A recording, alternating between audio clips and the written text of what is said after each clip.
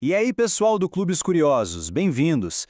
Olha, hoje a gente vai fundo em uma parte da leitura que é fascinante. Vamos explorar uma visão bem diferente sobre as nossas emoções, sabe? Tudo tirado direto das ideias centrais do material que vocês estão lendo. E para começar, já vamos com a pergunta que no fundo é o que importa.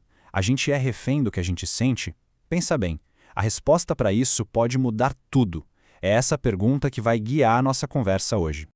O nosso caminho aqui é bem simples, olha só. Primeiro, o pêndulo das emoções. Depois, a gente entra na natureza da mente e na origem do sofrimento.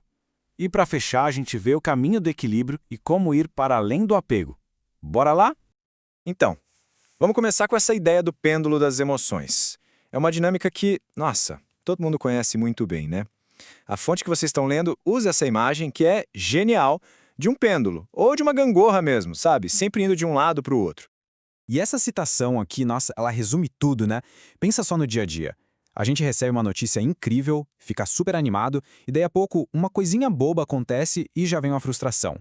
Ou, sabe, a alegria de encontrar alguém que a gente gosta e depois a tristeza quando a pessoa vai embora. É esse vai e vem, esse sobe e desce constante que acaba definindo a nossa vida muitas vezes. E é importante entender que isso não é só uma metáfora bonita, não. É de verdade o ponto de partida de toda a análise que o livro faz. O primeiro passo é justamente esse: reconhecer que esse movimento existe. Ok. Então, se a gente está nessa gangorra, como é que a gente sai dela? Bom, é aí que a coisa fica interessante.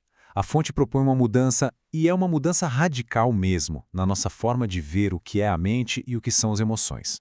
Olha só que diferença. É sutil, mas é gigantesca. O normal é a gente falar eu sou triste. A gente vira a própria tristeza, né? Mas a visão que o livro traz é outra. A tristeza surge em mim. Percebe? A emoção não é quem a gente é. Ela é só algo que acontece, um evento que passa. E por que essa mudança de perspectiva é possível? Porque, segundo essa visão, a natureza da nossa mente é como um espaço. Pensa num espaço gigante, bem aberto, luminoso. E quando se diz vazio, não é um vazio de nada. É um vazio de não ter uma coisa fixa. É como um céu limpo, sabe? Aberto.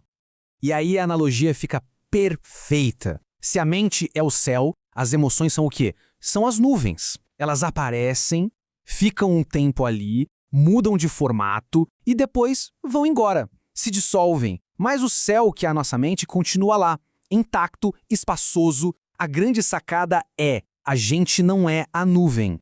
Tá, legal. Se a nossa mente é esse céu aberto todo, por que raios a gente se sente preso na tempestade o tempo todo? De onde vem a força desse pêndulo? A leitura aponta para três, digamos, motores principais. Esses são os motores que fazem a gangorra funcionar sem parar. Primeiro, o ego, que é essa mania que a gente tem de se identificar com tudo que passa na cabeça. Depois, o apego, que é aquela vontade de segurar com unhas e dentes as coisas boas. E o contrário, a aversão, que é a vontade de chutar para longe tudo que a gente não gosta. Junta esses três e pronto, a gente tem um ciclo vicioso. Toda vez que a gente se agarra a uma coisa boa ou empurra uma coisa ruim, a gente está dando mais um empurrãozinho no pêndulo. E o livro argumenta que é exatamente esse ciclo que vai moldando o que acontece com a gente lá na frente. Mas calma, tem uma boa notícia. A gente não está condenado a viver nesse balanço para sempre. O livro também mostra um caminho, um jeito prático de achar o centro dessa gangorra, o ponto de equilíbrio. E o mais legal é que a ferramenta para fazer isso já está com a gente. A ideia é muito poderosa. A gente usa o próprio pensamento para transformar o pensamento. Sabe aquele ditado, ferro afia ferro? É exatamente isso. Então, o caminho tem dois passos-chave. O primeiro é desenvolver o que se chama de equanimidade. É uma palavra chique para dizer aceitar o que vem, seja bom ou ruim, sem aquele desespero de querer agarrar ou de querer fugir. E o segundo ponto é usar a sabedoria que vem daí como uma ferramenta, e não como uma nova medalha para o ego se exibir, sabe? Olha como eu sou sábio. E tudo isso nos leva para a parte final da nossa conversa de hoje. O que é, na prática, essa tal de liberdade emocional? E aqui atenção, porque é um ponto muito importante. O objetivo não é virar uma pedra, viu? Não é parar de sentir. O próprio texto fala que emoções como a compaixão, por exemplo, são super importantes e nascem dessa mesma mente. A meta não é apagar tudo, é achar o equilíbrio. Então, a chave é essa. É uma mudança de foco. Em vez de só ficar reagindo ao que aparece na superfície, o convite é para a gente olhar mais fundo.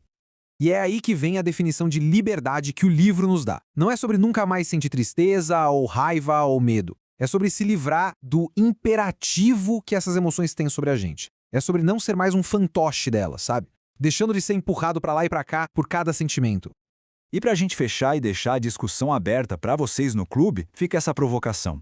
E se a verdadeira liberdade não for aquela busca sem fim por sentir só felicidade, mas sim a capacidade de navegar por todas as emoções, por todas as águas, sem ser controlado por nenhuma delas? Fica aí a reflexão.